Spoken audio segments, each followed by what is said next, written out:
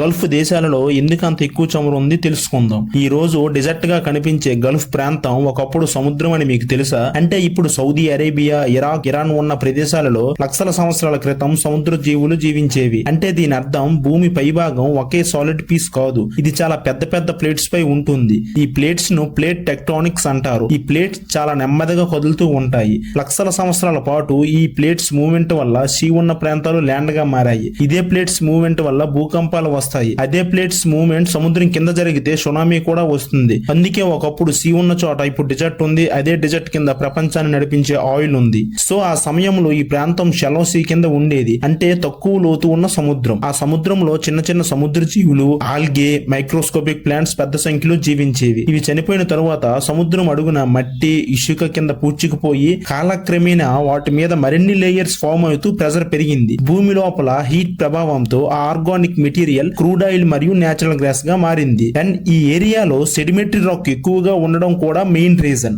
సెడిమెటరీ racks లో చిన్న చిన్న పోర్స్ ఉంటాయి, అంటే సూక్ష్మ ఖాళీలు ఉంటాయి. ఆయిల్ ఆ ఖాళీలోకి చేరి నిల్వ అవుతుంది. ఈ సెడిమెటరీ రాక్ పై భాగంలో హార్డ్ రాక్ లేయర్ ఉంటుంది. దీనినే క్యాప్ రాక్ అంటారు. ఈ హార్డ్ రాక్ వల్ల ఆయిల్ బయటకు రాకుండా ట్రాప్ అవుతుంది. ఈ రోజులు ఫ్యూయల్ గా ఉపయోగిస్తున్న ఆయిల్ లక్షల సంవత్సరాల క్రితం సముద్ర జీవులే. అందుకే ప్రపంచ క్రూడ్ ఆయిల్ రిజర్వ్ లో దాదాపు 48% మిడిల్ ఈస్ట్ లోనే ఉన్నాయి. ఈ రోజు ఫ్యూయల్ గా ఉపయోగిస్తున్న ఆయిల్ లక్షల సంవత్సరాల క్రితం సముద్ర జీవులే.